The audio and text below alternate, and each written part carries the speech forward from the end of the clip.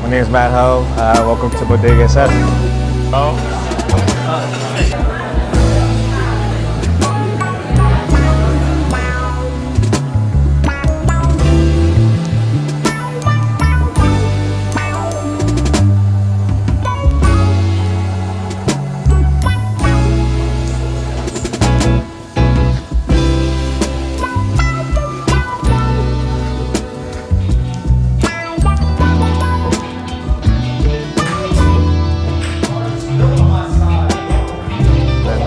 We had this table set up and they're like, let's play beer pong.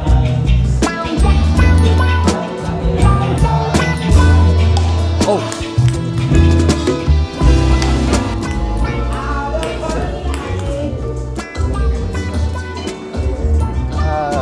It's a family tradition that just keeps growing. I want to be around for multiple generations for people to enjoy it.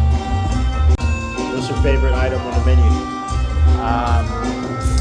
My favorite item is the buncha. So we got like grilled pork belly meatballs, fish sauce, vermicelli, and herbs. It's just northern Vietnam all in one dish.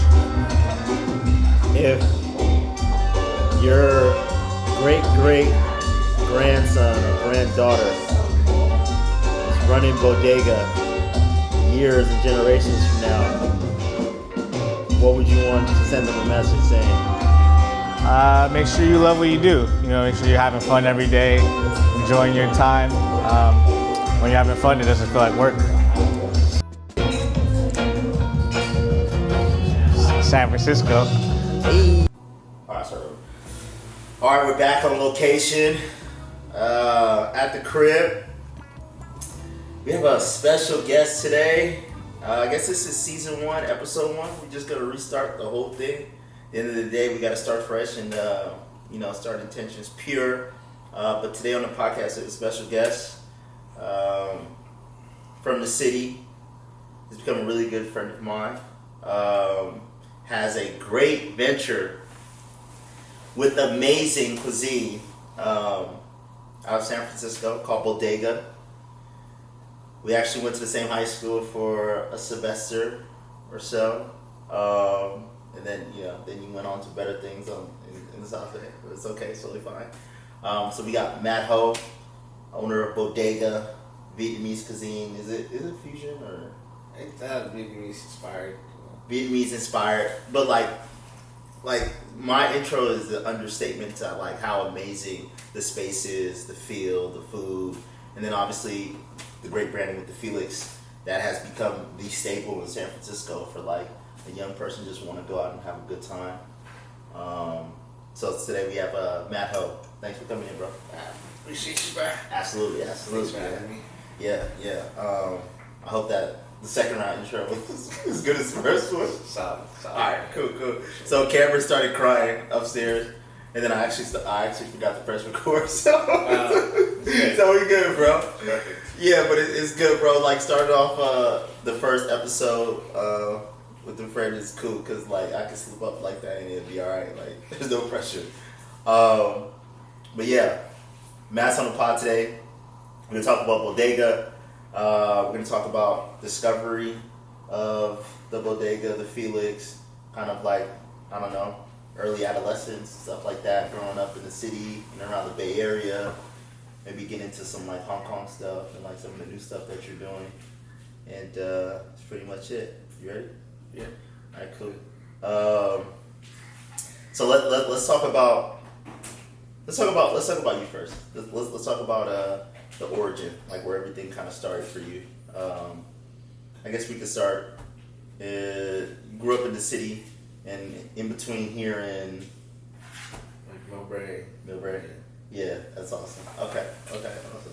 Which one did you prefer growing up? Like, what vibe did you prefer? I definitely wanted to like stay in the city. Yeah. But I think it just worked out better for like my sister and my cousin to go to school together as well. So new opportunity, just trying to test the waters and like see something different. Yeah. So the vibes was, I guess, in the city for you. Yeah, I would still like come back every weekend and stuff. So like still like catching up with the homies and like hooping, just doing that stuff. So. Oh yeah, you was a low key hooper, bro. We ain't hooped yet, bro. What's good, dog? I'm not, but you know, I just Just do it for fun. it's different fun. Yeah, It's yeah. just- Did it's a you hobby for sure. Did you skateboard and shit? Like, growing I up? tried a little bit, but I was never really that good at it. Yeah. I tried to pick it up again in college, and I think I fell one time. And I was like, I said, like, I'm too old for this shit. To pick something up, like, Yeah. I got like 23 years old. I was like, nah, Yeah. that's not it. So for one, like I'm super inspired by the way that you approach food and like hospitality, and I know that's like your thing now. But like, what was like your thing growing up? Like, what was like your thing that you like obsessed about? Like that was like something that you gravitated to naturally besides basketball. I mean, I think like sports and culture was always cool. Yeah. Just kind of like learning about different things and seeing where everyone's from and you know what their culture's like. I think that's like one of my favorite things to learn about. Yeah, yeah. So like the whole like supreme, undefeated, all that. That was like kind of like Yeah, I learned that like later on, like Yeah. throughout middle school and stuff. Like different homies were like, one of my good homies was skating, so like he kind of put us onto some of that stuff. yeah, I have an older cousin who was like skating as well, and captain. tapped in and just like putting on to like new brands and everything, shoes and stuff like that. Yeah, But it was always cool. Like shoes was always fun too. Like trying to like buy sneakers at a young age. yeah. What was your favorite sneaker growing up? I really like the 14s, the 9s. You know, like back then you couldn't really get like the 11s or like the 3s and 4s, so those like Chokehold. always tough. And then they started like retro again. And it was like, you know, Yeah, then start making a little money, then just Yeah. buy some shoes and stuff. But yeah, yeah. it's a good time. The Jordan 11s now are just like they're like the stepchild. Like some people still like the Gambas. Just Yeah, it's dropped. crazy that people would love those. Yeah. And it's just like, I remember we couldn't even get like Concord or Space Jams back Yeah, then. yeah. Because at the Columbias, that was a good moment too. I'm pretty sure the Space Jams is like fucking on sale right now somewhere. They got them. Like, Yeah. and then I remember some Space Jams had like the 4.5 on them. Yeah. That was, Oh like, yeah, that's high school. fire. Yeah, yeah. It was a time. That whole era, yeah, it's definitely a time, bro. And I think the reason why I really like love going to Bodega and just like chilling, is because it has that like intentionality and like realness behind it. Cause like I feel like we grew up in an era like we weren't like crazy like we grew up in like the '90s, but like I don't think we became like of age to like be outside until like the early 2000s. But Yeah. like we still got that subconscious essence of just like face value and just like being about your shit. So that's dope. Like obviously culture being a space for you. So when did the discovery of food happen for you? Was that just like a family thing, or food and hospitality, was that a family thing, or was it just something that you kind of fell into? I always enjoyed eating food. Like I was definitely like a chubbier kid, so I was like always eating and like I wouldn't really know too much about it. I just really like I knew what I liked and didn't like really. Yeah. Just growing up in the restaurant, I really didn't like being there. I was just like, okay, someplace to eat and like hang out as family and stuff. I just found like more of an appreciation for it later on, like just being able to like have that place be like that's where like you all get together, right? Like you have friends that come, you have family that come. It's like the time you get to like hang out with each other. Yeah. And so just having that place for everyone to get together, like really was like, okay, like, you're selling experiences and then you're also just like creating memories. So I think that kind of set in and it was like, oh, you can like kind of make this a job too. Yeah. It's also business oriented, so like Yeah. you kind of put all those two together, and that's Yeah. like why I like really started thinking about, oh, okay, like maybe I can have a career or something like this. Yeah. Yeah. So your parents had a restaurant here in the city or in Milburn? It was in the city, so it was like a family restaurant with like my uncles and stuff like that. Hold up. It was in the Tenderloin, like on Eddie and Larkin, for about 14 years or so. Wow. So I remember we just would go eat there, like I said, like family functions, my graduation, my grandma's 90th birthday, like Yeah. just like all the random family stuff that they would just be there, and we would just kind of make an effort to be there and like, make sure it was doing well and stuff. Just vibes. Yeah. That's fire. Okay, so like that's kind of like where the discography of like food and hospitality is like rooted in like family and stuff like that. Okay, that makes a lot of sense. So as far as like when you were there, like did you do any like cooking, or who was like putting the menu together, or like like the whole build out, like that was like the uncles and your pops and moms, or was that just something like you had a chance to like work on? It was like my uncle's whole thing before, and then my dad started helping him out a little bit. Then when he was kind of in charge, of like I would just give a couple ideas and everything, but a lot harder back then just because it was like a smaller team. Yeah. You know, operations was really just having to get by. Yeah. So there'd be days that slow, it's not it wasn't too busy, so like trying to just throw any ideas like stick on the wall. Really, like I was like let's put some music in here now. Like there's no music in here. Like let's put a little sound system in here, or like let's try doing open table, or like let's do this delivery stuff. Like so, it's just like the older I got, the more like I just tried to like implement certain things. But when you're not there all the time, like I was like trying to do 2 jobs at once, like doing the restaurant, and then I was like working at Pachi's for a little bit. So it was like my first job out of college. Right. Learning like more management skills. So it was just a little difficult, but now it's like full time doing what I do now, and kind of implement stuff and make sure it's getting done the right way. Yeah. So you went you went to Cornerstone first. Yeah. Yeah. And Cornerstone, what was that experience like? It was cool. It was that's one on Silver, right? It's on Silver, yeah. So there's one on the grade school part's on Silver, and then when you get to like 5th grade and middle school and high school, that goes to the Cambridge side. Mm-hmm. It was cool. I was like, I met some of my best friends there. Still keep in contact with them too. Very tight knit community. There's like fellowship programs as well. So on the weekends, like we'd go have fellowship, or like get together and everything. And some of those people that the older people that were in part of that church and everything, like I still see them, and it's great to catch up with them. Yeah. It's just like everyone's like good people and stuff. So that's crazy. It's just a very small community. Yeah. Like, people who like hoop and stuff too, like they all like everyone kind of just knows each other and stuff too. So like you had siblings, because you and your sister went there. Me and my sister went there, yeah. And my aunt went there too. And the city's just super small, and you know that like it's just like literally one separation away from one other person, like just randomly. So that's what's dope about the city. I feel like is like the city. Obviously, we live in like San Francisco. It's like a metropolitan, like high activity, like has pretty much everything like a big city has. But it also has like that home feeling of like you've ran into somebody that knows somebody, or that person from an experience. Like I often because I had left for 10 years, and when I coming back and then moving to LA, et cetera, like living here now and then running into people and then like being like, wait, did we go to school together? Or like, you know what I mean? It's like, wait, hold up. Like I feel like we were like in proximity at some point. So like it's definitely good to like be from a city where, we have those connections, and like, you're building like the bridges for the future and stuff like that too. Okay, so Cornerstone, and then from Cornerstone, you went all the way through elementary, middle school, and then you went to like high school at Wallenberg for 1 semester.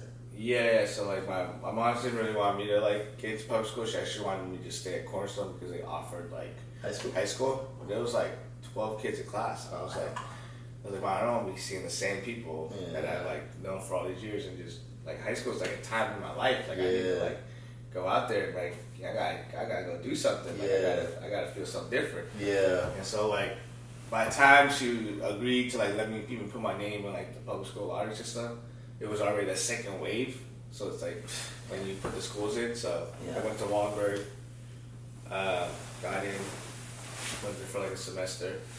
I enjoyed it. It was cool. Like I really wanted to just like hoop and like be around something different. Mm-hmm. But because my sister was just a year younger than me, or like a grade younger than me, so like she was eventually gonna graduate Cornerstone as well. So she was like, well, let's just go and like get this apartment in Millbrae, so you guys can go to school there. Mm-hmm. It's like a different district. It's like something new. I was like, all right, we'll give it a try. Yeah. So going from the second wave of SFUSD, and that shit's like a story in itself. Like I feel like at that time, because you went into high school in 2006, 7. Which one? I think it was 2007. Yeah, 7. Because you're a graduation class of 11. Yeah. So, at that time, like shit was just getting figured out, and before you had gotten to Wallenberg, like even before I had gotten there, it was like one of those schools that was in like the class with like Lowell and I think the other schools like that had like the math and science accreditation and shit like that. It was like pretty like high demand for like academics. And then like in 2009 with like for whatever, I think it was like lottery system or some shit, and like some different kids from the other neighborhoods started to pull up to Wallenberg, and then like for whatever reason, like my freshman year, there was just like I won't say gang fights, but there was just like fights, like us versus different high schools at that 38 bus stop by Burgers. Yeah, bro, it was like random as hell, but there was like 2 or 3 big ones, and because of that, Wallenberg had lost some type of like accreditation or some shit. Oh wow! So as soon as I got there, it kind of just like went downhill, and yeah, it was kind of crazy. So you go to Wallenberg for a semester, it was cool, and then you hit up Mills. Was that like a culture shock for you? Not really. I mean, because you get to Millbrae, it's like 80% Chinese people. So Yeah. it's like same. it's like the same stuff, really. And some people that went to like grade school with middle school, Yeah. they already lived out there, so it's like I kind of knew some familiar faces. Yeah, But yeah, just making new friends and stuff. It was interesting. yeah, Yeah, I get to see like different people that grew up together and like how this different like cliques of people that like all know each other, but then they all like hang out in different circles and stuff. So yeah. That's I fire. kind of see that. That's fire. Any Cornerstone people went with you? I mean, like one of my good homies, like he lived in the same building as me, so we saw each other all the time. We went to Cornerstone together. We weren't really that close back then, but we were on the same basketball team and stuff. But we were just different mentalities. Like he was like he had more high energy, and then I think when he got to high school, he like calmed down a little bit, and like I was like, good people. Yeah. So You have the he was in the Asian League, yeah, played Asian League. That was the time. and you was raw, huh? And I really wasn't like I was probably like I'm a little bit taller now, but I was like 5'4", 5'5" Yeah. to like literally my senior year. Yeah. So I would just trying to like grow into who I was and like learn how to like be a little use my physical attributes, I guess. Embrace, because you had a crazy growth spurt, right? Yeah, exactly. So I was like literally like super small, like just kind of chunky. Yeah. And so Yeah, I was tall, bro. now like I got a little taller, like my arms got a little longer, so I like kind of knew how to like manipulate that. So that was a fun time. Yeah, it's like rather you start getting the sauce too, all the chicks and stuff. They're like, yeah, bro. So yeah, then Mills, great experience. A partner from Cornerstone came over, and then living out in Millbrae, and this was like 100% just like you on your own in high school, and your parents would come through and whatever. Yeah, like the first year we would all live together. Then I think by like my junior year or senior year, they just let me, my sister, my cousin live together. So it's just like little like dorm living. My mom would like drop off dinner like every couple of days or so. Damn. But then every weekend, then we'd go back to the city. Yeah. Like my mom would pick us up and like, live. Damn. I got home and it was just like, all right, and then that's when I would see all my homies and stuff. So That's fucking smart though. As your parents like, all right, because they're getting ready for real life too. yeah. Yeah, and then you're getting to like be yourself, chill, bring friends over. Did you have like parties and shit at your crib? Stories like later on, like that's like my senior year really. Like Yeah. my junior year, I was like really just sleeping all day. Like I would Oh, for go real? home, sleep, I'd be up watching TV, Yeah. get a little homework done, go back to sleep, Yeah. just do all that. Like I was pretty lazy. Yeah. And so I was chilling. Is that when the growth spurt was starting, or what? Like, that's when you got hella tall? Yeah, I mean I think within that year, I mean I started like. Do you remember like P90X?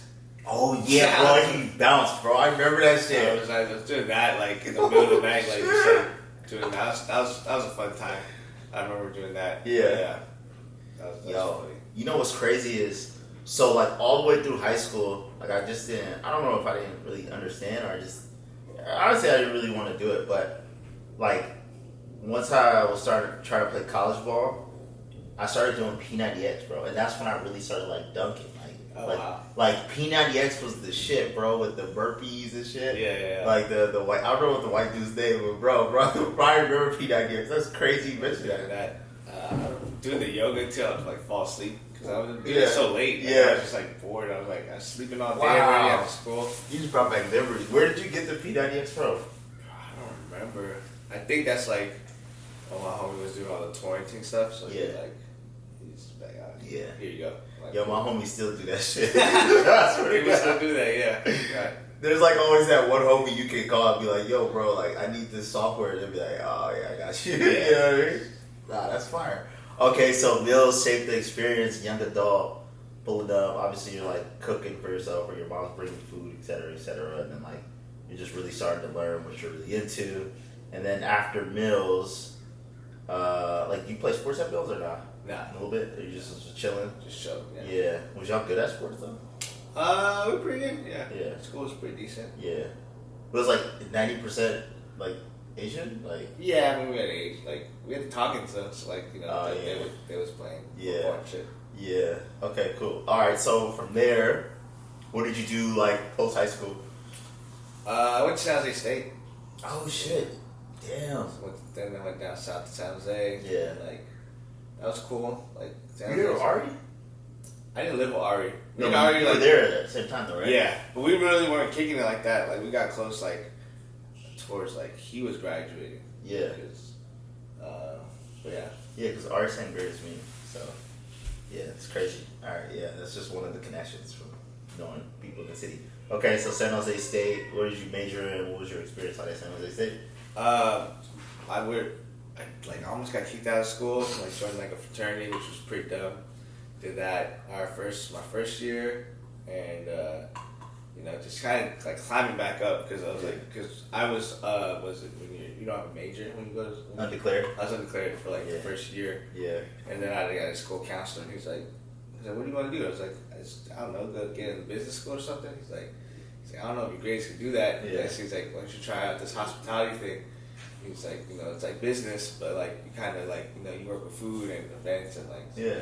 your family got a restaurant, so like kind of makes sense. You kind of know some of this. Yeah. I'm like, all right. So I like did That's hospitality fucking like my second year, and like it was cool. Yeah. Just like learning more about it and just like what hospitality really is, of just like it's not just like a restaurant or like you throw events, you do anything that's hospitable, right? Yeah. Like, a hospital job too, like nursing stuff, hospitable stuff too. So just learning all about that, and going to school was cool. Like most of most of the classes was all full of girls, so like that was tight.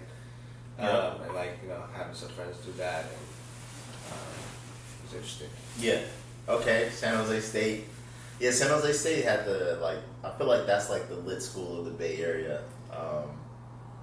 A ton of people that I know went up there.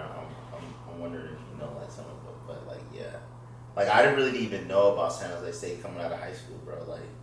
Like I didn't really know much about college, so like the whole thing about like grades mattering and like majors and shit, like I was just as lost. Bro. Yeah, You know what I mean? It's like, I what had the no fuck? idea. I mean, I was surprised I got in. I was like, luckily, like I was like able to get at least and graduate like a 3.2, like out of.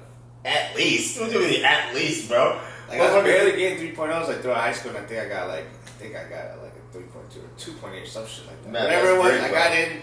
I got to the school, and it was chill. It was fun. Yeah. Learned a lot. I got to get into like a program there. They do like a Pebble Beach program at San Jose State. So we did. I like got into that. Learned a little bit about how that whole like system works, and like we were running like the food stand at like the Pebble Beach tournament. Bro, that's so crazy. I didn't even notice about you. It's like it's crazy how you fall into things and like that's like your destiny type shit.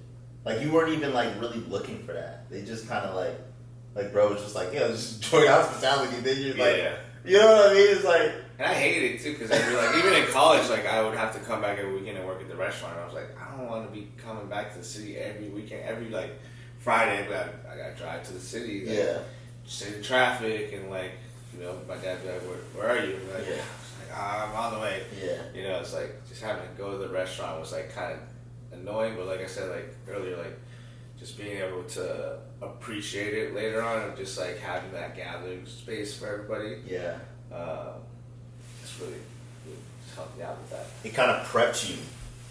Yeah, because like you were putting in work before, like, you know, anybody saw any of like your brain, you know, child like manifesting, right? It was just more so like positions that you were put in based upon like your major or like your family, all like somewhat external factors from you making the decision like, oh, this is like what I'm about to do with my shit. Right? Yeah, like my first job was at the Melt. I was like, my cousin was like a marketing manager there, so she was like, I just needed a job. And The Melt is like the burger? the grilled cheese spot. Oh yeah, well it used to, it's a burger spot now, but it's like originally it was like a grilled cheese spot. Like Wow. this tech guy made this machine that like makes grilled cheeses and stuff like that. So that was like my first job, and I helped them open a location in like Saratoga, like so by like in San Jose. So that was like, Oh, you lived out there? I lived in San Jose for a little bit, yeah, like 3 years, 4 years. Yeah. Yeah. Okay. So did that, and then just learned more about like, you know, fast casual stuff, and Yeah. like eventually became like a lead. So they gave me a key, lock up the door, and stuff like that. So Damn, bro. Okay, so you went from your parents' restaurant to San Jose State and hospitality program. Then you went straight to the Melt after school, and then from the Melt, where'd you go after the Melt? well, yeah, that was like just throughout college, really. Oh, okay, it's throughout college. Yeah. So Okay, what was after the Melt through in college? after the Melt in college? Well, I was right before I graduated. I studied abroad for like a semester or like a couple of weeks. Where you go? I went to Paris. Oh, sick. Like 5 weeks. And Fine dining shit. No, it was just like it was like one of those elective classes. Okay, like, nice. It was like you know, like history, culture, and like you know what they do and stuff. Yeah. So that was like then I got like 9 credits in like the 5 weeks, so that was cool. But like before that, I like quit the Melt, and then I started like selling food at the house for a little bit. Out your house? Yeah, like at my dorm or like my apartment complex in San Jose. Or like fun shit? I was selling like stir fry, like udon and stuff. You were making it? Yeah, I was making it. I was getting it from the restaurant, and I was just making it at home and like sell like plates here and there. Holy So shit. that was like a fun time, and that was just me to like raise money for my trip. You was pushing packs. Fishing like noodles, yeah. That was a fun time. That's crazy, bro. So like that, obviously when you quit the Melt and then you went to like just straight out like the house with it, you like what was like because you had an understanding of what the business side of it was. What was like the profit margins? Of, like, was it like worth your time? It gave me something to do. Like Yeah. it kind of like gave me like a little talking point. Like, oh, I'm trying to study abroad. Like I'm like just gonna sell these noodles, and my friends would buy. Like people would know that like I had this restaurant background. So like Yeah. I didn't begin like hella orders or nothing, but like I Yeah. think the most I made was like I don't know, like 20, 30 orders. Like Yeah. just be selling it like that. Yeah. Yeah. It's like college students, so it's like Hungry as fuck. hungry, you know, Broke. Yeah. Just like and down to support people, which was cool. So Yeah. that was tight. That's still a phenomenal concept to me of like how I guess approachable like the college market is. Like I've always been like fascinated with like how like a massive number of people can come out, but like for instance, like I used to run this nightclub in DC, but before I was running it, I was throwing parties there, and like we would literally, it was like a venue that like held like 1,300 people, and like we would pack it out, and then people would be outside, couldn't get in, and it'd be like all college kids like from DC area, Howard, like George Mason, Georgetown, whatever, right? And like it'd be like all night, and like there was like 4 bars, and then like the 4 bars would only do like 3,200. Like it was like what the fuck, you know what I mean? But it was like the mass of people that you could get to like just come through because they just have nothing to do and it's just like whatever. Is just like a phenomenal concept. And like now with like the NIL shit, I'm pretty sure like all these kids is like super paid, or someone that they know is like super paid. Yeah. Especially if you go to like a good school like that involved in sports. But yeah. And people be down for like deals and stuff. Like you go to San Jose on Tuesday, that shit like the whole street used to be packed. Oh, San Jose State? Yeah, like on What's Tuesday on nights, Tuesdays? like, people go out. They have like $2 Tuesdays and stuff. Oh, like in that little Yeah, area? downtown area. Yeah. Fridays would be lit. It was a pretty big party school, so I think a lot of people would go out. Yeah. Sounds like. You fucking around with like the football, basketball games and shit sometimes? I never went to the football game. I went to the tailgate once, like my senior year. That was it. Oh, so you just be like, go to school and then like go do whatever you want, go chill. Yeah. Yeah.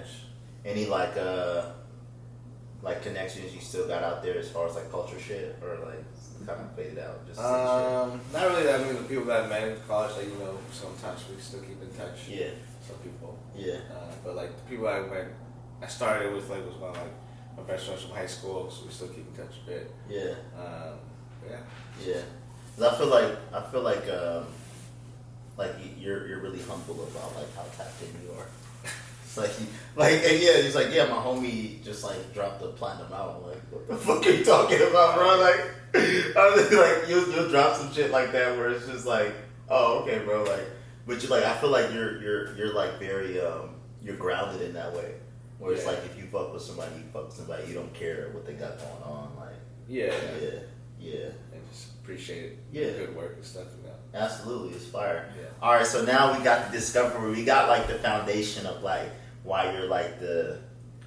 I'm trying to think of an artist that you would be, and it'll probably come to me later. But like you're like starting like this wave of like the young restaurant entrepreneur that's doing it at like a higher taste level. It's not like shit where it's like, oh, my partner opened a restaurant and you close in like 2 weeks or whatever the case would be. Like you're actually like really like taking it there. So we got the discovery of what established that. I think we stopped at the Mel and then you studying abroad and then selling noodles out of your dorm. So after you studied abroad, what happened after that? I just finished off college, so I think that was like the summer of 2015. Yeah. And then the fall, I graduated. So I just I moved back home that last semester, I think, after. And, I graduated. And then I just started looking for jobs and stuff. I think my first job out of college was Pachi's, like that deep dish pizza spot. Yeah. So, like, they just had, like, a program where, like, you, not a manager or anything, but you're, like, a lead. Mm-hmm. So I was like, I forgot what the position was called. But just doing that for a while. And then just doing that and the restaurant, like, my family's original restaurant. Mm-hmm. Kind of going back and forth. And then my friend who was working in Palo Alto at the time, they're opening the Nobu over there. And I was like, oh, shit, like, the Nobu in the Bay Area. I was like, that's pretty tight. So I was like, applied for that. Yeah. And just once that started going through, the restaurant ended up closing because my pops couldn't do it really by himself too much. And like, I was trying to help out like some of the money I was getting from there, like helping them with the restaurant, but it just wasn't enough to like losing the body and stuff like that. Mm-hmm. So fully went into doing the whole like Nobu stuff and grew from like being like a server to like the manager. Yeah. And just like seeing how that operates and like those kind of projects and stuff is really interesting because they've been around for so long. Yeah. And they still know how to like retain customers, or like a lot of it was just like original Nobu customers coming back like, oh, I'm eating at 5 other Nobus, and it's just like, okay, like everything's different, But it's like, but they keep it the same, like branding wise. Yeah, you want the same experience every time no matter where you dined at before. Yeah. So, Yeah. Like nice little cult following. Yeah. Yeah, Nobu is like it's like the I don't know, like couture eating.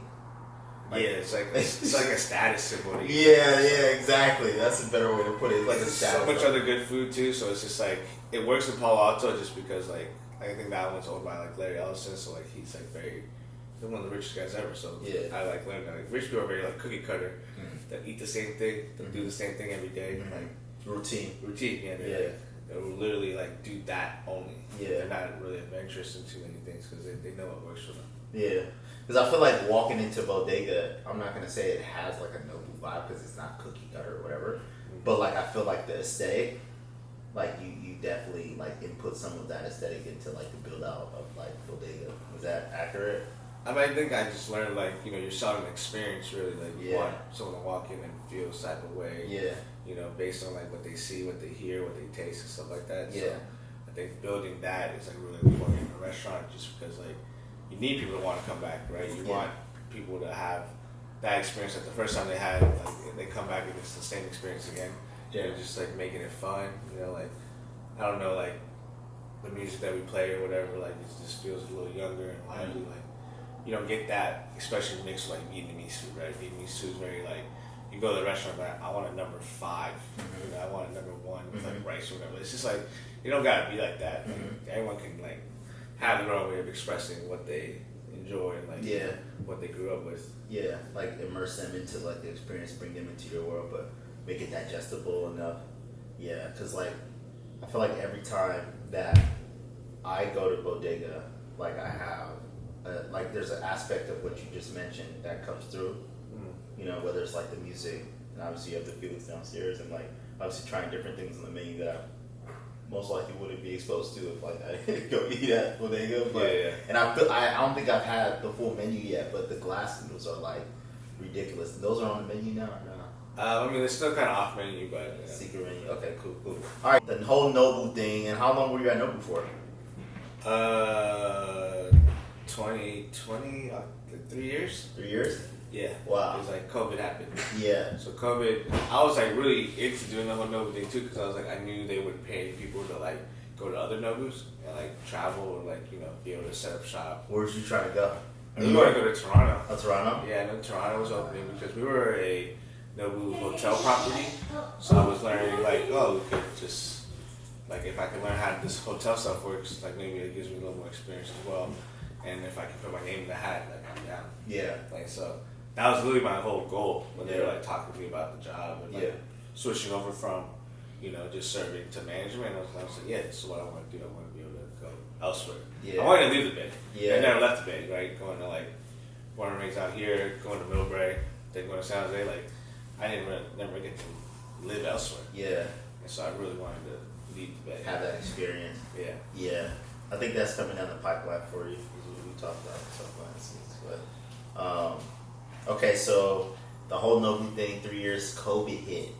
Now, describe to me like that feeling, because when COVID hit, I'm like hospitality adjacent at the moment, working with like Diageo in like LA, and like I know how hard that hit, like on premise, like lounges, restaurants, whatever.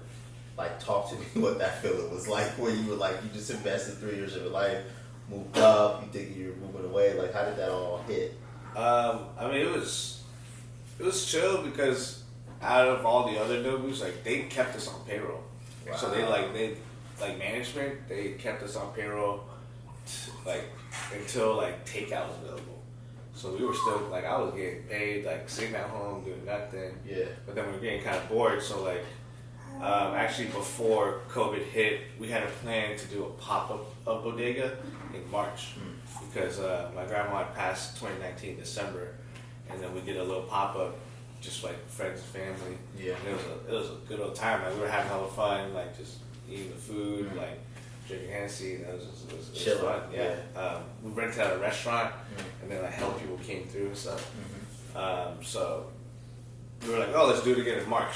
And then so we're planning this whole thing, and then COVID hits, and then we're like, oh, like, we can't do this pop-up anymore. Like, how do you feel about doing food to go? And my uncle was talking about it. I was like, I'm down. I'm like, what got nothing else to do? I was like, we'll cook food.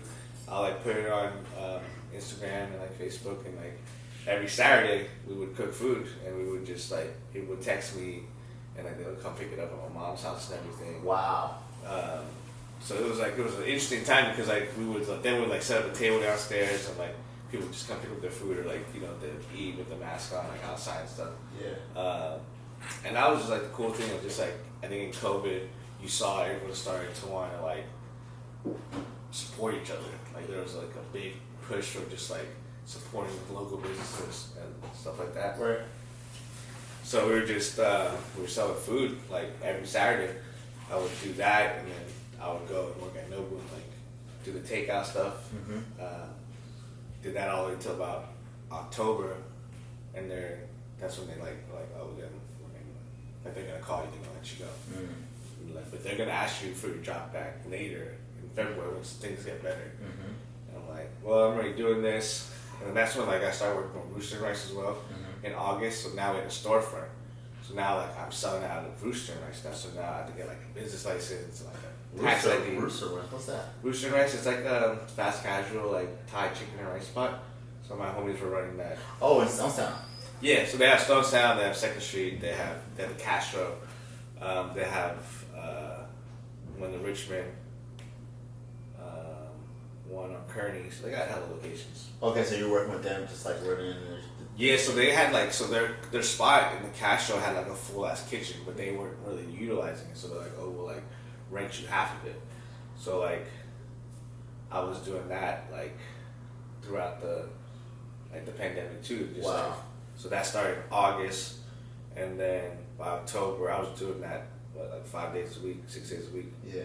And then I finally got let go, so I was like, okay, well now like let me just up this menu a little bit, like do a little bit more. Yeah. We just started doing more food, did more catering stuff, and then like a lot of people kind of caught on, like our old customers from like the original restaurant was like, oh, you're doing it again, so good to see you, like so happy for you, you know, we saw it online, and so like that just kind of kept going, and then like eventually I was like, I'm not going back to Nobu, and then I had some partners, and like you know they're like, let's just make this happen. So then we got a realtor, and we started looking for places, and like Shit got real. yeah, it got hella crazy, like super fast, you know, and like COVID had all these like restaurants, like they were just available, and like getting this spot downtown, like I think this was like the 4th spot we looked at. Wow. And then like it comes with a liquor license, and then it has this like little bar downstairs too that's like fully built out. And I'm like, you know, we could bet on downtown again. We can give it a try. Like, you know, it comes with everything we want. Like, all the tables are there. We just have to change like, you know, the color aspects and like, you know, what it looks like. And the kitchen was like fully built out, so it's not really too much investment on our end. And so we're like, fuck it, let's do downtown. Let's try it. Let's do downtown. Okay. So the conception of like Bodega and Felix, like this part, so we went like through the pandemic and like you're cooking with like your uncle and your family again. So like the route where it all started with the family restaurant kind of starts off again. You post it, you start selling plates. And familiar, this has kind of been your track all the way through like college, where when all those fails, you bet on the food and like, and then like you sell it through. That's dope. So I guess Bodega, does Bodega or Felix come first conceptually? Bodega was definitely like the starting point. And that was the name for.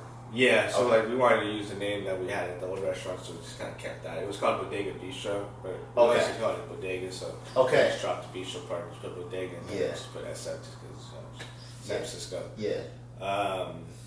So we were always gonna open that, and downstairs the Felix it was really just gonna be a speakeasy bar. That was the idea of it. Yeah. It just took on this whole ass thing with like DJs, and like it just became something that we didn't know what it was gonna be. Right. And so now we're just like, you know, the sales are pretty good. You know, people that come by, we're able to like activate differently. So I think it just became this whole little monster. Yeah, that's fire, dude. Okay, damn. So it's like all of like that. It feels like, bro, like hospitality, the food industry is like called you from the very beginning. Like from like your whole synopsis kind of run up, it's just like it's a constant theme that it's like, and you're able to like navigate it pretty well, and it doesn't seem like it's like over your head at all. Like even with like the whole bodega build out for like this is like your first venture. Like, was there any moments where you're just like, oh shit, what the fuck am I about to do, bro? Yeah, I mean, it felt kind of crazy, but you know, I had partners that like were into it as well, and like, were really excited about it. Yeah. I think when we talk about like a menu design or like what you see on it, like I think my biggest thing is like with Vietnamese food is just like you just go to a restaurant, there's just like there's like 50 things on the menu. It's like you don't need people to be thinking like that. You just put like just a hitter after hitter after hitter. Like you just want someone to like. It's not gonna be for everybody, and that's fine. But at least you're in your mind, it's like this is what best represents you, and like you know this is what I want to sell. Yeah. So that's like kind of what we focused on. Yeah. Okay, so like the whole build out, you got the partners, everybody's like kind of like excited about it. You got the realtor, the 4th spot you see, like the build out. How long did the build out take? Like what was some like bottleneck issues that you guys had, and like kind of touch on like that whole experience, how you guys solved it and like got up and running. I mean, it was like my first time really doing that, so I was like working with like the contractors and stuff like that. It was cool. We had an interior designer, which was super dope. And just like all the pieces were just like getting connected. Like I think ideally, like even like you look at the lights in the restaurant, like they're made by a friend of a friend. Like he's like, oh, my friend got this light business, like we're gonna support it. And like it looks dope. Like let's give it a try. Put that in there, you know. And, like, and he helps us find like interior designer, and like it's like COVID and stuff. So like people are not really charging arm and leg. It's more just like just trying to work. Let's work. Let's get by. Let's get some work done. So that was super cool. I think everything just kind of fell into place, right? Like having a liquor license, like having the kitchen built out and stuff. So we just wanted to make sure like it felt, you know, it's like you feel something. It's a vibe. Place. Yeah. So when you guys first opened, were we doing in person yet? Or was it like table mass shit? It was, yeah, when we opened, it was like everything was kind of back. Oh, okay. We opened like, it was June 2022. Things were kind of like normal and like, it was cool. Like we created a buzz. Like people were coming to the restaurant, and we're getting like local people. We're getting out of towners because we're downtown. And, like it was cool. Like we didn't expect how busy we was gonna be. Yeah. Because we were pretty much thinking the numbers we were doing for takeout times it by 3. Yeah. But it ended up being like multiple by what, like 8, 10? By a lot. Yeah. It was the demand was there, so. You know, having to navigate that and even teach a whole new staff how to do something like that. Like, you know, it's challenging of its own. Yeah, because even down to like the uniforms, like that shit just looks saucy, bro. You know what I mean? Yeah, like with the gray, like Mandarin color. Mm-hmm. Yeah, with the color. Yeah, I thought that was like super unique. Yeah. Who conceptualized that? Was that like a team thing? I picked the Mandarin colors, and then my other partner like sourced it. She just where she gets her uniform at her other job. Yeah, that's fire. Okay, so I would say in the restaurant business, you're going by day covers, but like that first month, how many covers you think you guys did? Oh damn, that's a good question. It's like estimates. We were filling it up, so at least like 150, 130, 150 covers, and like a night. Just for dinner, yeah. A night? Yeah.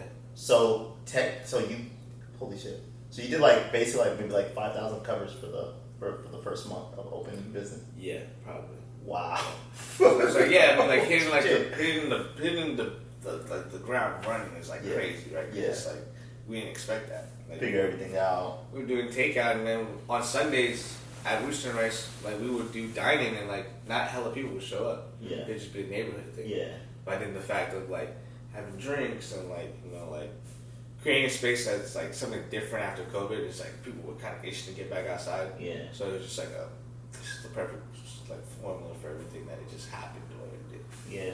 Yeah. So the rendition on the menu, how many times have you like swap items, and what was like the original build out? Like was it the essence from the Bodega Bistro family vibe that you took it from, or like what was like your main goal? I know you said you wanted to limit it to like hitters, but like how did you approach that?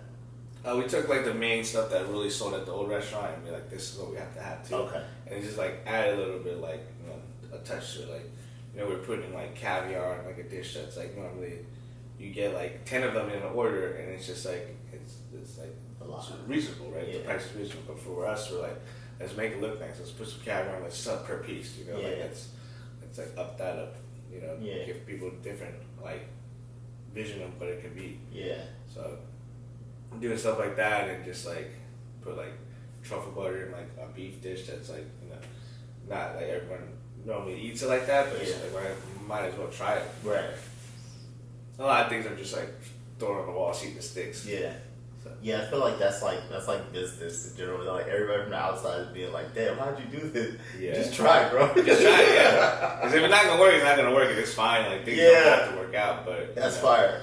Yeah. Sometimes they do work, right? Sometimes they do stick. Yeah.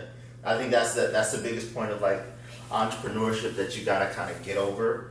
And like, do you feel like your experience, like growing up, seeing your parents being like entrepreneurs, like in it, like every day, kind of helped you kind of flush some of these like I guess like boundaries, or not boundaries, but like barriers out? Because like starting out being a young entrepreneur and like in a place like San Francisco, et cetera, that it can start to get like heavy about like approaching and like going through with stuff. Like, do you think that helps you, or like where does that confidence come from? It was always worse. Like I've seen worse. Like I've like at the old restaurant, I've literally seen down bad. Yeah. You know what I mean? And I'm like, I look at my situation, I'm like, it's not that bad. Yeah. It's like it's doable. It's Yeah. like, just make these little changes here and there. Like, Yeah. you know, like I was like, it's just not that bad. Yeah. You know? Yeah. So you've seen the worst, and you're like, all right, bro, like we did basically get into projects. We can't lose now. Yeah, it's like you can't, like it's really not that big of a deal. Like it's like the shit that we used to deal with, like closures and stuff. Like imagine like health department situations, or like, you know, having to like, or the power not being turned on. Like, Yeah. and it's just, and it only being like 5 of us working, or 4 of us. You know, Yeah. like there's been days where like the restaurant back then, it's like it was pretty big, like probably like 60, 90 seats or so. Imagine doing that for lunch, and people just in and out, like me being the only person on the floor, taking the order, filling water, running food. Like I've done that stuff, so it's just like when I do this stuff now, I'm just like, it's doable. Dude. Like you just have to do it. You Yeah. gotta get through it. It sucks. Yeah. It completely sucks, but it's Yeah. like whatever. Yeah. So do your parents like look at you and just be like, "Wow, dude, like Matt did it, bro"? Nah, they're Chinese, bro. They never tell you that they're proud of you. Oh, bro. Yeah, they don't say nothing. Oh, okay. Everyone will be like, "Aren't you proud of him?" They're like, you know, they're like, "Yeah, He's doing what he's supposed to do." Yeah, like it's fine. It's working for him. I bet you they get in the car and be like, "Yeah, he's doing it, bro. Let's I go." hope so. Shit, I've never seen it in my life, but yeah, That's hopefully they figure it out. crazy. Yeah, that's a thing with like, I feel like immigrant parents in general. Like, I feel like that's a common thing, especially like me being not like Nigerian. Like I can't say that there's ever been like an experience in like my life where they were just like so over the top, like, oh my gosh, oh. They're just like, hey, you do what you're supposed to do, bro. Like, that's why we brought you here to this country type shit. Like, what the fuck, you know? Yeah, exactly. So it's not that difficult. So I definitely understand that. But I like being a parent now. Like, I can understand like the Jedi mind tricks that you have to have for like your kids too, because like you can't give them too much, because that might make them react in a certain way. Yeah. But I'm pretty sure when your parents are together alone, like just like chilling, talking, they're probably like, "Yo, that's the fucking man. Tell me did it," you know? Upside. Yeah, that's awesome. Okay, so now the whole build out of Bodega, the whole menu, like you're having success with the upstairs. Now the Felix, which is, you know, I've told you this, like, and now I'm saying it on camera, but like I've told everybody that's like hitting me up that come visit the city, like, where should I go? I'm immediately telling them to go eat at Bodega and then go down to the Felix, and it's a vibe, you know what I mean? And it's like not pretentious. It doesn't feel as like you're trying to get into one of these clubs that tries to do too much, or like artists will come through and just vibe, you know what I mean? And it's just like a standard there where it's like everybody's on the same level, just here for a good time. How did the Felix come about? And then like the beautiful logo, the concept, et cetera, et cetera. How did that all come about? This is the name of the Felix comes from like an old server at Bodega. So my homie came with the idea that like he was that one guy that like, you know, you always got that one Asian server at the Asian restaurant that's just like drinks with everybody, knows everybody, gets a little too turned. Yeah. And so his name was Felix. So we were like, that's the vibe that we go get downstairs. Oh shit! Is he still around? Yeah, he's still around. Yeah, I saw him like 2 weeks ago. I'm there at the restaurant. So like we just named it after him, really. That's fire. Ideally, that space is just supposed to be a bar. We were just trying to make it like, you know, really interesting cocktails, like make like nice seating and stuff. But you know, once you put like DJs and everything in there, and just like a new spot, like we weren't really like controlling the door. Yeah. So it was like kind of hard. So it was just filling up. The balance. Like every weekend it was just filling up, and it was just like, oh, sales are great. Like I guess we're just gonna be doing this then. Yeah. Yeah. So it was like something you tried, and then it just kind of took off. Yeah. Wow. We had to like change the drink menu because we had to make it much more simpler. Yeah. Or batch everything. Like it was just so fast paced that it's like you don't have time to take like a minute to make a drink. You make it like 20 seconds. Yeah. And get to the next one. Right. So. Right. Because like now you're high volume rather than like craft cocktail shit. Yeah. But, yeah. That's. And how long did it take for that to happen? Was that like immediate too? It took us like a month to be like, we can't be doing this anymore. So yeah, we started changing it or like batching everything, and still some drinks were like taking a while. Like we couldn't be making like swizzles, like can't be over there just like swizzling the drink, stuff like that. So other than that, I mean, it was cool. Like we still have cocktails on the menu, so, right? You know, so kind of make it cocktail friendly. But everybody's just like tequila shots. It's a lot of tequila shots, but you know, a lot of like lychee martinis and stuff. Like just more approachable drinks. Right. Like simple step drinks. Yeah. There's you're not lying because like the new SKU, bro, you did like 60 cases, bro. In like a matter of like, I don't even think it was in for the full year. I think I met you in I know it wasn't like at the top of the year. I met you in like not the middle of the year, but maybe like a March or April, right?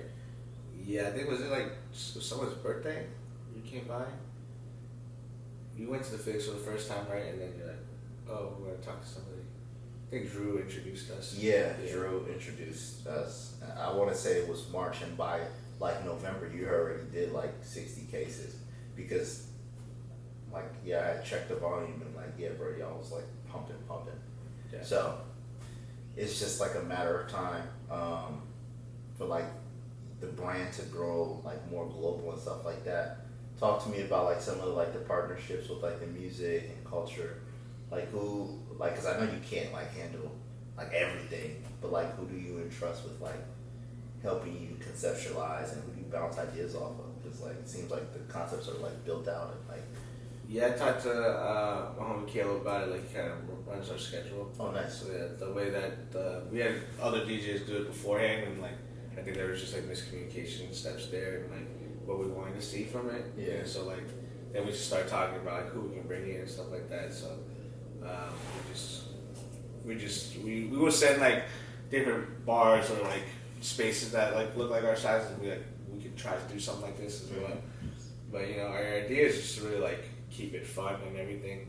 I think like when I used to go out and stuff, it's like some clubs like can't wear a hat, can't wear a hoodie. Why? I'm just like, it's like San Francisco, bro. Like, Yeah. like you got these millionaires wearing sandals and fucking carpet and like pants, regular ass t-shirts to wear every day. Like Right. San Francisco's different. It's Right. not LA, it's not Miami, New York, but like gotta get a little dressed up and stuff. So like the main thing was like making a space where people feel comfortable being able to just do that. Right. I think it's come as you are type vibe. Yeah. Yeah. Just be comfortable and like come hang out, grab some drinks and stuff. Yeah, that's fire. Yeah. I know that the whole development of like the Felix and like Bodega is like a huge hit for you and like your first venture. Like where do you like foresee, are you guys gonna like grow, or like, I mean, you keep in the same spot, but like how do you like see growth within this project? I mean, we're like what 3.5, 4 years in now, so just kind of figure out like just trying to help keep. I think what I was talking like my pops and my partners about this year was just like just continue to like elevate the brand, like kind of like changing, like adding new things, or like like just making sure like we just keep doing more. Like, just trying to like make a new experience for whatever it is, but it's just cool to like have it be in the city and like seeing San Francisco do this thing now, and like I don't think it's going anywhere. Yeah. And people love talking shit about it, like oh, you're from San Francisco, it's probably crazy over there. Yeah. It's really not. It's just like you got this 4 or 5 block radius of like Bullshit, but it's like it's really nothing else. Like that's it's, and the crazy thing is like it's been there. Now it's just you see it. Right. It's literally been there. Right. Our old restaurant was 5 blocks down the other way. Yeah. We were on Eddie and Market. Yeah. Now I'm just on Mason. Yeah. And Market. Or Mason and Eddie. So I'm just like it's the same thing. Yeah. Nothing's really been changed about it. Because like growing up, that vibe was always down in the Yeah, it was always there. We was alive, seen it, grew up around it, and it's just like you just kind of mind your business, right? Yeah. Had nothing to do with you. Yeah, I feel like everybody's kind of like that here in the city too. Like we live in one of the most beautiful cities in the world. You know what I mean? I think San Francisco has one of the top GDPs like in the world too. Like per capita, most expensive. You know what I mean? I think we're still thriving. It is weird to see the mall being closed. I know we were talking about that off camera, and like that being like, I remember Union Square around Christmas time, Apple Store, Nike, just being down there was just like a vibe, bro. Yeah. And to see that gone now is just like weird as hell. But like it still feels like the authenticity is there for your brand. You still got motion here in the city. So I don't know if it's like I feel like the mass marketing of like big brands has died. Yeah. But like the lower, not lower level, but like the grassroots level of just like people, if you know type of vibe, Yeah. is still prevalent, which is dope about the Bay in San Francisco. San Francisco, yeah, they got restaurants all over the place that are just delicious, you know. Right. And people love support each other, really. Like, Right. it's a very tight knit community. So, Right.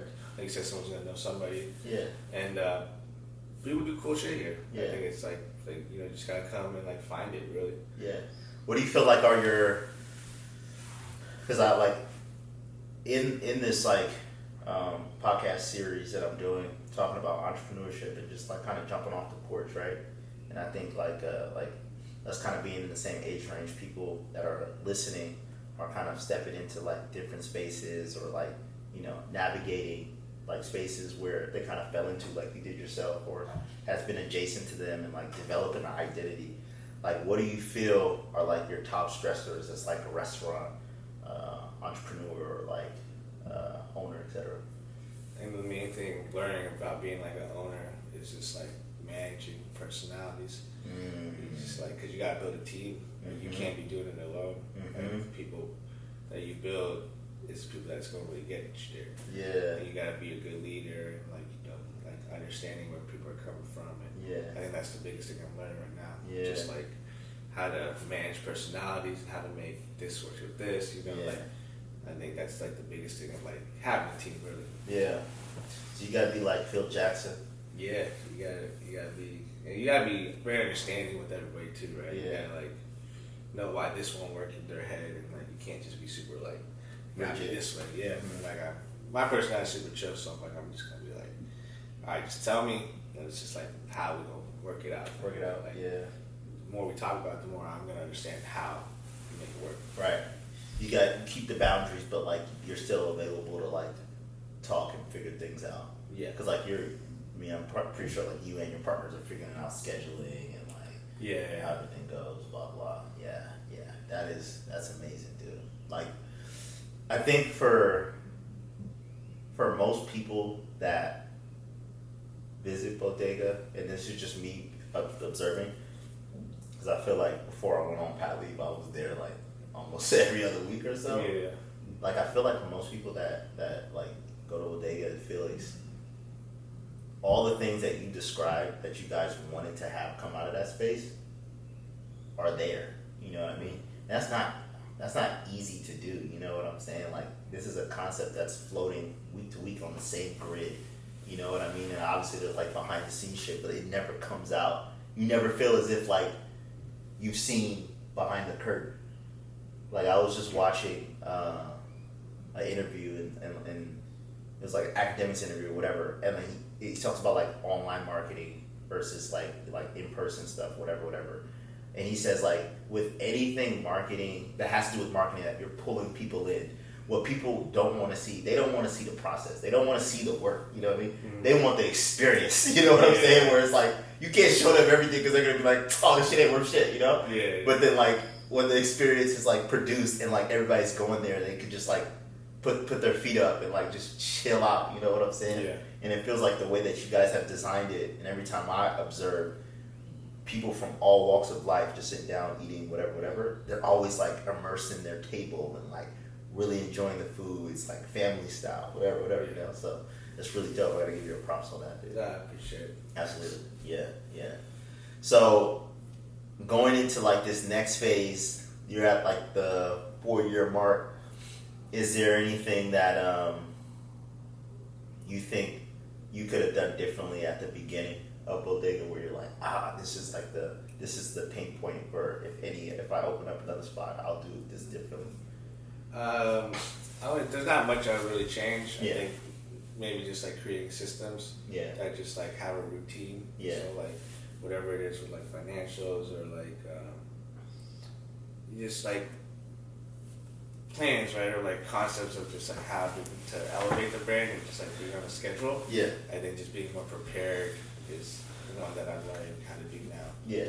I just want to be able to like get into a routine. Like, we talked about like being able to just do not the same thing, but just having like daily check-ins or weekly check-ins and stuff like that. Like, I want to get back into doing that. Yeah, like really like building it out and like like building that team aspect that you talked about. Yeah, I'm really big like just like the vibes of school that we're good. Yeah, you know what I mean. Like I'm you can just figure it out. Yeah, but like you can't be like doing that forever. Yeah. You definitely need a system. What's up with the merch? Can we like buy the Mandarin collar shit? Like, what's good? No, I mean that's just the stuff for the staff, but definitely want to get into more branding and like merch and stuff like really creating a brand for what we are. Like, we've done it, you know. It's like it's been great, but like I said, to elevate it and just do more every year. Yeah, remember the Lord tracksuits, bro? That shit would be hard. That'd be dope. With the little Felix on the thing. Oh, bro, that's clean. Because the Felix is like it's like a cat, right? Yeah, it's like the because they got the cartoon and stuff too. Yeah. So like we make it like the neon sign and stuff. Like the cat stuff. Yeah. I feel like the reason why your brand is so dope is because like culture is what is like the nucleus. Like when it comes to like the way that people digest it, it's like a very artistic, you know what I mean? From the menu to like the way that things are designed within like the venue, the way that the food is plated, like even down to like the music downstairs. It's like everything is like it comes from like a very artistic, I guess like background. Do you get that vibe too, or like was that something that you guys kind of like? Yeah, you gotta do that, right? You gotta curate something and like put your experiences out there. And, like when I go out to like I love seeing the neon sign. We're gonna put some neon signs in there, you know, make it bright. You know, the art on the wall is like super cool. Like we got local like graffiti artists who like draw over the pictures because those were coming off the wall. Like ideally we wanted to switch those frames out and put different things in there, but you had to like literally remove the whole thing and like repaint it back. So it was like let's just like put some art over it, you know. We got like an apexer like kind of mural in the back too. It's just like I think just creating like that feel for people because some people might not even know what all that stuff is, you know. So it's just like having it there, and just sharing it with everybody. Like welcoming them into like your world kind of deal. What are you most proud of? Can you be proud of yourself even though people don't tell you I'm proud of myself. I'm proud of my team. I'm proud of the people I work with that come in and do the job every day and like you know being able to help me like do that because I can't imagine having to like still be able to serve a table and still kind of think of all these ideas and stuff. So having my team really like do all that stuff. Pops is doing it too, like you know, creating that atmosphere and like having when new people join like this is how we do things. This is what we do. You know, like having that, it's like my proudest moment for sure. Yeah, because your parents are still very involved in the restaurant. You're just kind of like bringing the new age swag to it. Like I'm trying to come up with ideas and like different things we can do, events and everything. How to program downstairs, like different partnerships we can work with and stuff. Yeah, because you guys do pop-ups too with the fucking Vietnamese sandwich, the banh mi, right? Sandwich. That I haven't had yet, but. We did like outside lands and like Porto and stuff, and then we're doing a family style festival. For Super Bowl week. So. You ever thought about doing like a bodega day, like doing your own festival? Nah, not even. That sounds like a lot, and I know how the festival stuff works. And I'm like, I'll just show up. Like even having me to show up with the food is tough enough. So it's long hours and everything. All that stuff's in storage probably, and then you're breaking it out. Exactly. That's dope, bro. That's dope. Well, like, where could people follow you? Kind of keep updated on like all the stuff that you're doing. We got the Instagram for Bodega and the Felix, the Bodega Instagram. At Bodega SF. At Bodega. I'll put it on the screen. I forget. And then the Felix is the Felix SF. You looking for new talent? Over? We're working on it. I mean, trying to work on something new. Trying to just build something for San Francisco. I think our next thing is just building something that just building cool shit. So what my friend talks about it's just like just cool shit for cool people. Like just making people feel like they can go and enjoy themselves, especially here in San Francisco. So definitely doubling down on it. Because there's not a lot of spaces. I don't think there like I'm gonna be honest, but there's not a space like Bodega that exists for anywhere over here like that. Like it's not consistent enough to be like, I know they're gonna be open. I know the vibe's gonna be consistent. I know that I'm gonna be safe. Like all of these factors that, you know, make you want to go out, right?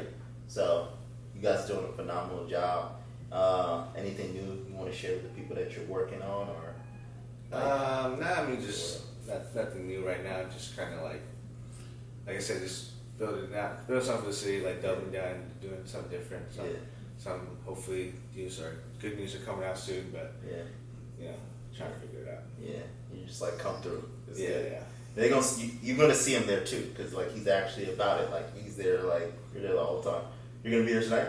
No, I'm not. Still gotta take days off for your mental stuff. You gotta try to. Yeah, by the time this come out, when y'all see it, I'm pretty sure you could go there and see Matt and chop it up with him.